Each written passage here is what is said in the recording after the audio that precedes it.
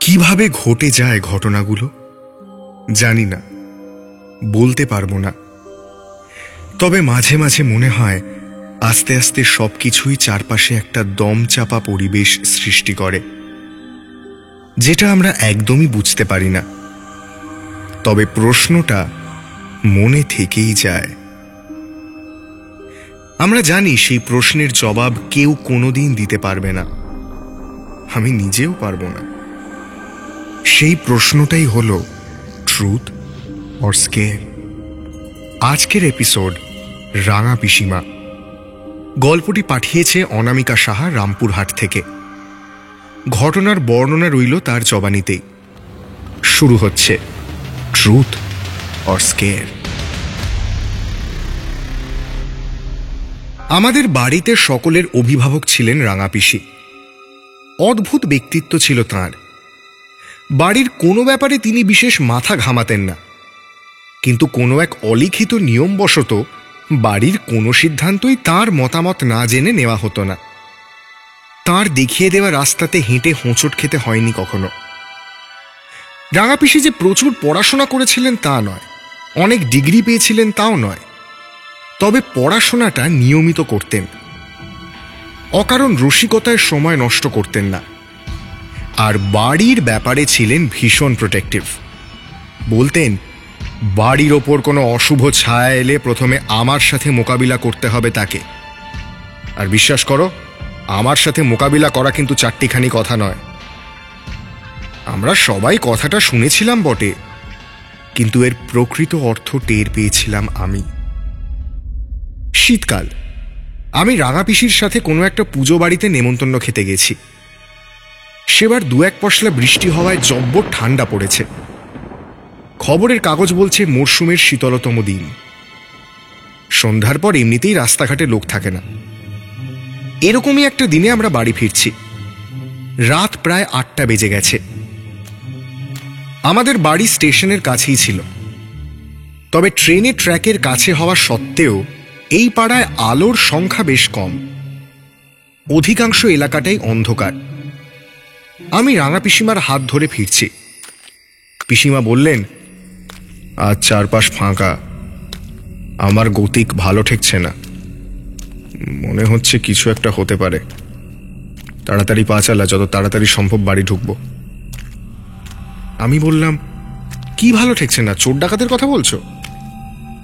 পিসিমা একটা হুম ছাড়া কিছুই বললেন না।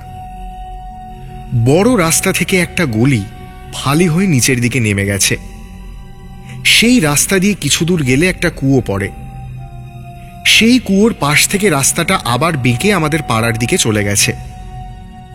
কুয়োর কাছে টিমটিম করে একটা বাল্ব জ্বলে। এখানে ঢোকার পর রাঙা পিসিমা আমার হাতটা ধরে বললেন, পা চালিয়ে চল। খানিক দূর যাওয়ার পরেই কুয়োর মোড়টা পড়ল।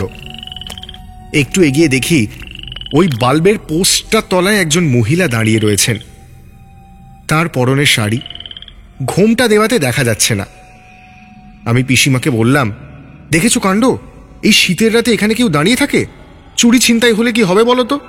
এমনিতেই এই কুয়োর মুখটায় কেউ থাকে না।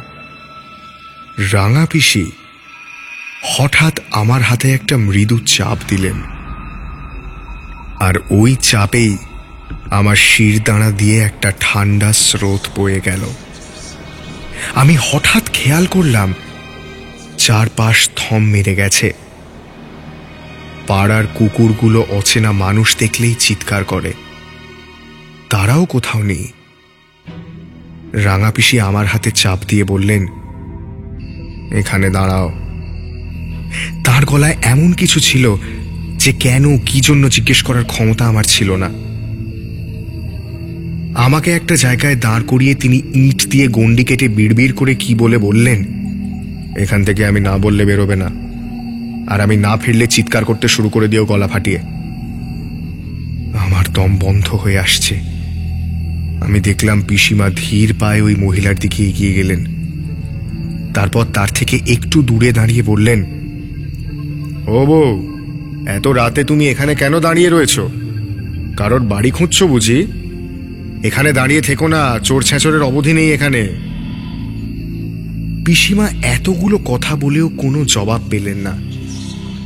এবার আরেকটু এগিয়ে বললেন, কে গো তুমি? কোন বাড়ির মেয়ে? বলতে বলতে সেই মহিলার সামনে পৌঁছে গেলেন। তারপর ঘোমটার ফাঁকি উঁকি মেরে শিউরে উঠে বললেন, ও বাবা, তুমি তো দেখছি মানুষ নও।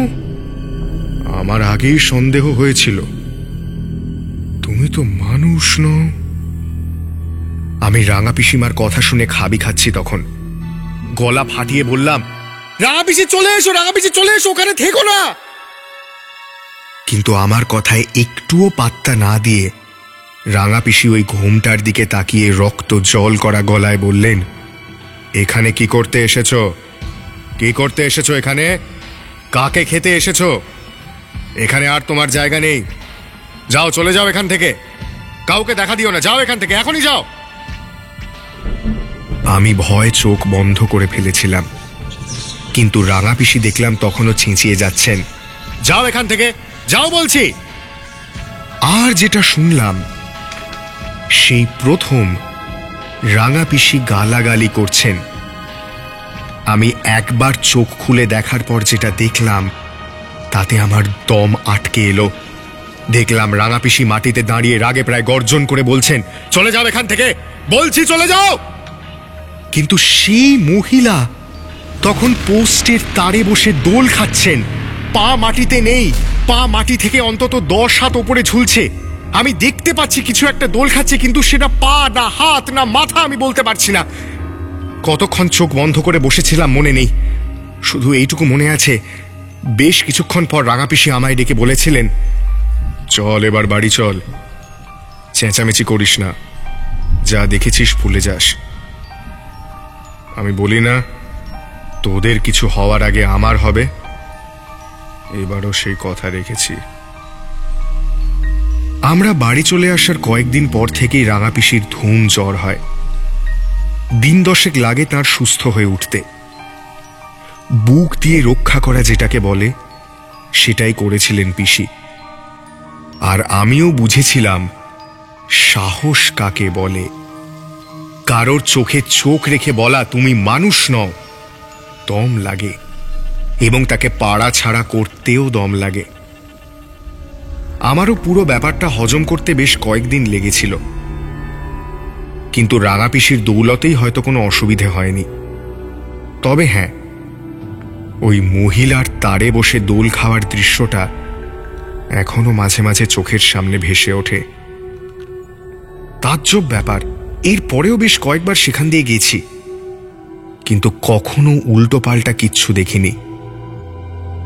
রাঙা পিসিকে সবাই ভয় পায়, আমরা তো বটেই, ওনারাও।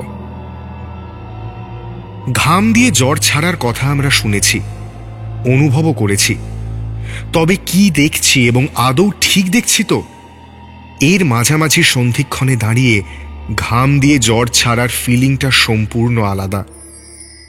এরকম ঘটনার মুখ থেকে ফিরে সত্যিই মনে হয় এমনটা না হলেই বরং ভালো হতো। আর প্রশ্নটা মনে থেকেই যায়, যে প্রশ্ন চুপ করেও মাঝে মাঝে চেঁচিয়ে ওঠে, কি ছিল ঘটনাটা? Truth or scare? ফিরবো আবার পরের এপিসোড নিয়ে।